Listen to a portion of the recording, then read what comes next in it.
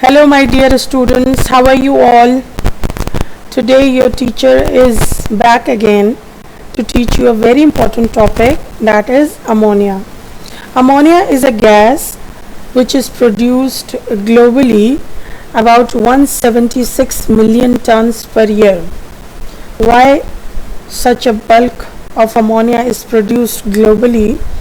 Just because of its worth, as it is a very important chemical which is used to make fertilizers and other many more chemicals and cleaning agents and used to make explosives to demolish buildings. So let us see कि कैसे ammonia gas बनाते हैं और वो कौन से industrial method हैं जो कि अमोनिया के टॉपिक से रिलेटेड हैं.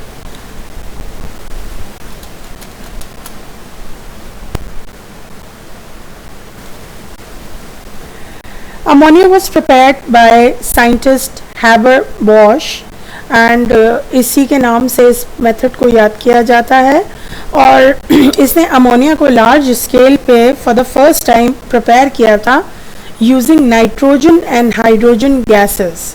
और ये काम कैसे हुआ था? Let's see first the chemical reaction. Here you can see the chemical reaction is showing you that nitrogen gas is reacting with hydrogen gas to give ammonia. The formula of ammonia is NH3. You see, nitrogen gas is reacting with hydrogen gas to give us the main product ammonia. The balancing is 1 mole of nitrogen gas is reacting with 3 moles of hydrogen gas to give 2 moles of ammonia. अभी बीच में जो ये reversible reaction है इसको भी समझना बहुत ज़रूरी है. Reversible reactions are those chemical reactions which take place in both directions. Means nitrogen और हाइड्रोजन रिएक्ट करते हैं और बनाते हैं अमोनिया. और जैसे ही अमोनिया की क्वांटिटी बिल्डअप होने लगती है, बनने लगती है, so after some time ammonia दोबारा डिकम्पोज होकर नाइट्रोजन और हाइड्रोजन में डिकम्पोज हो जाती है, ब्रेक हो जाती है. यानी ये एक ऐसा रिएक्शन है जो कि दोनों डायरेक्शंस में होता है. So when nitrogen and hydrogen reacts we call this direction as forward reaction. And when ammonia decomposes back, we call it as a reverse reaction. So it is a kind of chemical reaction which proceed in 2 directions. So in reactions को समझना थोड़ा सा मुश्किल है क्योंकि ये reactions दोनों directions में होते हैं. सो हमें मैक्सिमम प्रोडक्शन नहीं मिल सकती. यानी जैसे ही नाइट्रोजन और हाइड्रोजन रिएक्ट करके अमोनिया बनाएंगे वैसे ही अमोनिया की क्वांटिटी, कुछ क्वांटिटी दोबारा बैकवर्ड में जाएगी और स्प्लिट हो जाएगी नाइट्रोजन और हाइड्रोजन में. यानी ये रिएक्शन कभी भी कंप्लीट नहीं होते. और दूसरी बड़ी ख़ास बात इन रिएक्शंस के साथ जुड़ी है वो ये है कि इन रिएक्शंस में आप किसी भी कंडीशन पर आपको तमाम केमिकल्स रिएक्टिंग मिक्सचर में मिलते हैं, रिएक्टेंट्स भी और प्रोडक्ट्स भी. फ्यू मोर इम्पोर्टेंट पॉइंट्स कि कैसे इंडस्ट्री लार्ज स्केल पर इन रिएक्टेंट्स को यूज़ कर रही है. अमोनिया इंडस्ट्रियली हाबर प्रोसेस से ही प्रिपेयर्ड होती है, यानी this point is understood. Then raw material for this process is nitrogen and hydrogen, and both are gases, remember this. And hydrogen gas is obtained from the cracking of petroleum and steam reforming. ये तो वो तरीके हैं जहाँ से हमें cheaply hydrogen जो है वो obtain हो जाती है. And पेट्रोलियम की क्रैकिंग क्या है ये ऑर्गेनिक केमिस्ट्री में मैं आपको पहले ही पढ़ा चुकी हूँ. But let us have a look on cracking again. कि cracking means the thermal decomposition और breaking of long chain of hydrocarbons. To create to produce smaller hydrocarbons of greater utility. यानी long chains of hydrocarbons को तोड़कर हम smaller chain hydrocarbons बनाते हैं और इन chemical reactions में एक बहुत important product मिलता है and that is हाइड्रोजन, और ये हाइड्रोजन यहाँ इस्तेमाल होती है. दूसरा तरीका जिससे हम हाइड्रोजन बना सकते हैं वो है स्टीम रिफॉर्मिंग. अब ये स्टीम रिफॉर्मिंग क्या है? स्टीम रिफॉर्मिंग भी एक मेथड है जिससे आप मीथेन से ऑक्सीजन के साथ रिएक्ट करवाते हैं और हाइड्रोजन गैस प्रोड्यूस होती है. तीसरी बात कि नाइट्रोजन हमें कहाँ से मिलती है? आपको पता है कि नाइट्रोजन एयर में 78% मौजूद है. सो नाइट्रोजन हम एयर की फ्रैक्शनल डिस्टिलेशन से ऑब्टेन कर लेते हैं. The next is, you see the chemical equation, nitrogen gas is reacting with hydrogen gas in a reversible reaction to produce ammonia gas. यानी हमारे तीनों chemicals जो इस reaction में, इस synthesis में involve हैं वो gases हैं. So इस बारे में भी हम अभी next आने वाले slides पर discussion करते हैं. और एक और ख़ास बात कि कौन सी conditions पर ये industry operate करती है. So pressure है 250 atm. Temperature is maintained at 450 degrees Celsius and iron metal is used as a catalyst. So let us see few more technicalities of Haber process. Now you see few more examples of cracking. Cracking means, as I said you, कि cracking में you can see that हम longer chain hydrocarbons को इस्तेमाल करते हैं smaller chain hydrocarbons में तोड़कर, और hydrogen is one of the important product. Next you see the fractional distillation of air. Air is a mixture of gases. ये बात आपने बहुत बार सुनी होगी, और जो गैस इसमें सबसे ज़्यादा परसेंटेज में मौजूद है that is nitrogen. So air के मिक्सचर से नाइट्रोजन को सेपरेट करने के लिए हम फ्रैक्शनल डिस्टिलेशन का मेथड यूज़ करते हैं. ये मेथड भी हम आपको पहले भी पढ़ा चुके हैं. अच्छा, अब नई बात क्या है कि सबसे पहले हम एयर को कंप्रेस करते हैं. जब एयर को कंप्रेस किया जाता है, उसको कूल किया जाता है, तो उसका वॉल्यूम डिक्रीज हो जाता है. फिर हम इस एयर को पास करते हैं फॉर कूलिंग. अब यहाँ पर होता क्या है कि every gas, जैसे major gas is nitrogen 78%, argon and oxygen. These are three main fractions. So ये तमाम components यानी ये तीनों गैसेस अपने अपने बॉइलिंग पॉइंट पर हम कलेक्ट करेंगे. सो नाइट्रोजन गैस एयर से सबसे पहले डिस्टिल्ड आउट होती है.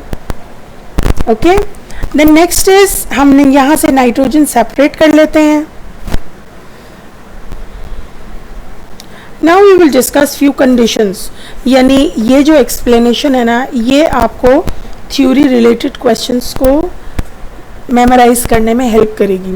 अब द क्वेश्चन इज कि वो कौन सी कंडीशंस हैं जिस पे नाइट्रोजन और हाइड्रोजन रिएक्ट करें तो हमें मैक्सिमम अमाउंट ऑफ प्रोडक्ट मिले, क्योंकि हम पहले ही डिस्कस कर चुके हैं कि ये एक रिवर्सिबल सिस्टम है. नाउ यू सी कि वाई एक्सिस पर इस ग्राफ में परसेंटेज ऑफ अमोनिया शो किया गया है, और एक्स एक्सिस पे यहाँ पर हम प्रेशर कंडीशंस शो कर रहे हैं.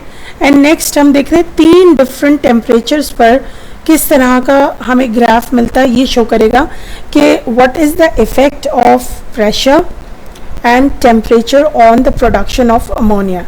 नाउ यू सी कि at higher degrees Celsius 600 the graph is very low. With increase of pressure the production is not increasing. Maximum आपको 20% से भी नीचे, ऑलमोस्ट 10 to 20% के दरमियान में आपको परसेंटेज यील्ड ऑफ अमोनिया मिल रही है. But when temperature is drop down at 500 degree Celsius, so graph थोड़ा सा और ऊपर उठा है. इसका मतलब परसेंटेज जो है वो 20 और 25 तक आपको मिल रही है अमोनिया की. बट एट 450 डिग्री सेल्सियस यानी और टेम्परेचर लो करके हमने नोटिस किया कि हमें जो ग्राफ है that curve is giving the maximum percentage of ammonia means almost 40 to 50 के दरमियान. So अगर हाई टेम्परेचर पर हम इसको कंडक्ट करते हैं ना इस मेथड को, तो हमें प्रोडक्शन अच्छी मिल रही है. And you know the manufacture of ammonia is an exothermic process. So exothermic reactions को तो हमेशा लो टेम्परेचर पे कंडक्ट करना होता है, मगर यहाँ टेक्निकल प्रॉब्लम क्या है कि अगर हम बहुत ज़्यादा लो टेम्परेचर करते हैं तो फिर energy of the molecules drop down, और एक्टिवेशन एनर्जी के लिए हमें इसको थोड़ा सा हीटिंग करना पड़ेगा. So the best compromise is 450 degrees Celsius of temperature. Now you see pressure. अब प्रेशर की डिबेट करते हैं तो you can see that the maximum production of ammonia is between this zone. So 250 degrees ATM is the best compromise for producing maximum yield of ammonia. And finally again we sum up the whole process. Nitrogen, hydrogen is mixed in 1:3 ratio. ये 1:3 ratio का क्या चक्कर है? Let me repeat the equation. Hydrogen react with ammonia, nitrogen to give us ammonia, 2NH3. When we balance this equation, we get to know that we need 3 volumes of hydrogen to be mixed with 1 volumes of nitrogens. That's why the gases are mixed in this ratio. Then again the conditions are 400 to 445 degrees Celsius and 250 atm pressure. And again very important thing, that iron is used as a catalyst. Now catalysts are those chemicals which increase the production. So you see, iron is a transition metal and it is used to speed up the reaction by lowering the activation energy. अब इन तमाम conditions को दोबारा एक दफ़ा सम up करते हैं. The graph is also displayed here. The higher the pressure the higher the yield of ammonia. और कितना higher? 250 atm. The lower the temperature the higher the yield of ammonia, and the temperature is 450 degrees Celsius. To speed up the reaction at a faster rate, iron is used as a catalyst.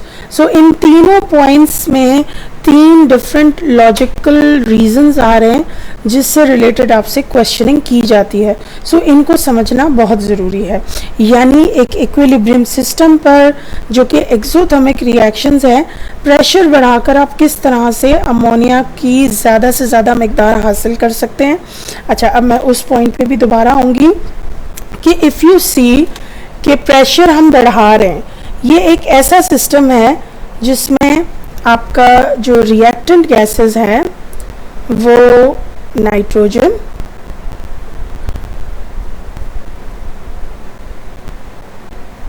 is reacting with hydrogen 3 moles to give 2 moles of NH3. अब if you count the number of moles at the reactant side, तो 1 mole of nitrogen and 3 moles of hydrogen, यानी 4 moles of gases are present at the reactant side, and product side पर only 2 moles.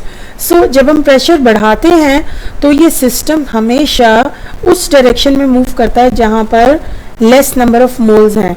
यानी जब pressure apply किया जाता है 250 degree 250 atm, तो फिर 4 मोल्स से सिस्टम शिफ्ट करता है 2 मोल्स पर ताकि प्रेशर का इफेक्ट मिनिमाइज किया जा सके. सो ये काइनेटिक्स ऑफ द रिएक्शन है जिसको मैक्सिमम प्रोडक्शन के लिए इस्तेमाल किया जाता है. नेक्स्ट, आप स्पीड अप क्यों करते हैं? ताकि आपका जो भी काम है वो जल्दी हो सके, और यहाँ पर हम इस्तेमाल करते हैं आयरन मेटल को as a catalyst. Now one more slide to show you the uses of ammonia. You can just read this slide. It is used in the making of fertilizers such as urea, diammonium phosphate, ammonium nitrate, and ammonium sulfate, and many more. In ice plants, ammonia is used as a refrigerant In furniture industry, it is used as cleaning agent for furniture and glass surfaces. It is used for the making of nitric acid, and it is also used industrially for the making of sodium carbonate. So you see, there are many more important chemicals which are used in industries, and ammonia is one of them. So ये जितना भी discussion है, I am very hopeful that this discussion will be help you to learn this topic, to memorize all the skills and all the reasons which are asked in your exam. I am leaving you with a hope that you will be watching my videos from my channel, and you will wait for more videos to help you prepare for very good grades in your exam. I am leaving you. Allah Hafiz.